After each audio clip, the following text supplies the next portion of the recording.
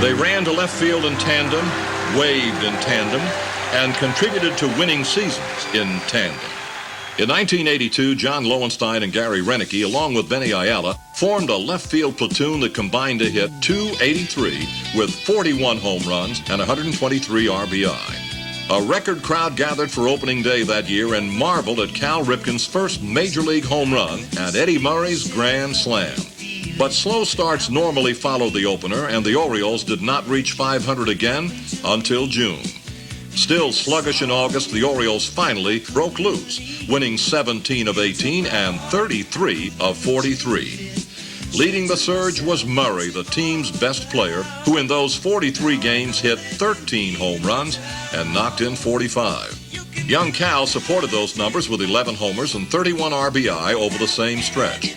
Jim Palmer reeled off 11 wins in a row, and young Storm Davis stepped in and tuned up for a final weekend showdown. Down the stretch, the Orioles paused, just as they had done 5 years earlier, to say thanks to a hero. Earl Weaver had announced his retirement, effective after the season, and on September the 19th, fans showed their appreciation. Let me try to say in 3 words what we've been hinting at for the last hour. We love you. But it was Rich Dower to whom Weaver was most grateful that day. 2-0 to Dower. Fly ball well hit to left field. It could be. It might be. And it's gone! A Dower home run in the bottom of the 10th inning. And the Orioles win this game 4-2. The end of the season was approaching. The Orioles were staying alive in Milwaukee, where rookie John Shelby saved the day by nailing Bob Scooby at the plate to protect an 8th inning 3-2 lead that became a 5-2 Orioles win. It took a game-winning 4-run 9th inning rally in Detroit to set the stage for the incredible finish.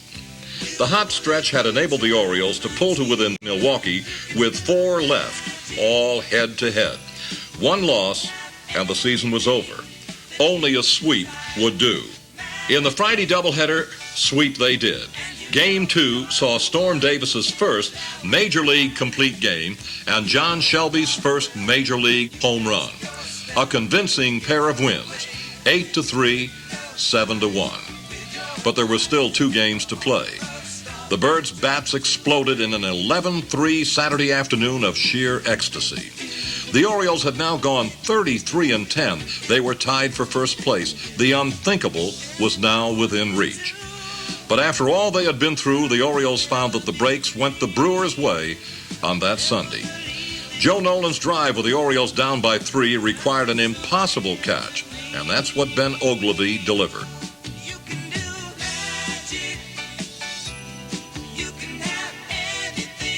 The title went to the Brewers, but what followed was perhaps the most heartwarming and emotional display of hometown affection ever displayed at Memorial Stadium. You are bearing witness to one of the most remarkable scenes maybe that you will ever see in sport. Yes, the fans have stayed. They have stayed to cheer and to honor the retiring manager of the Birds of Baltimore, a man who in 15 years has become an absolute legend. The defeat will hurt.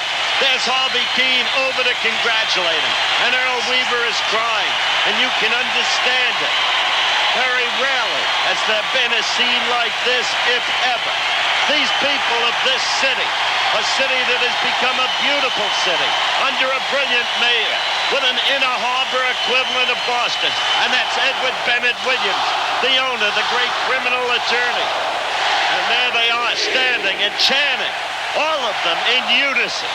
And the sign says it all. Goodbye, Earl, and you deserve it. You've been one of the greatest managers in the history of the game. It was an unforgettable send-off for the Earl of Baltimore.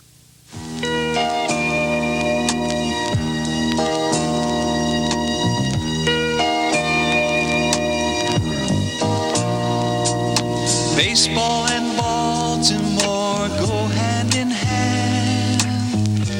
Uncle Robbie was a grand old man, and Baltimore's the town that gave the baby to the world.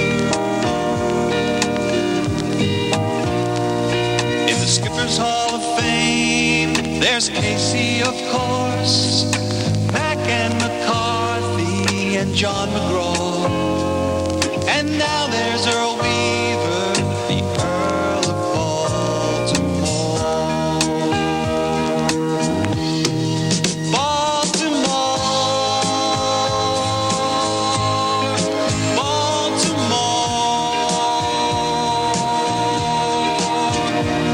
They call Earl Weaver the Earl of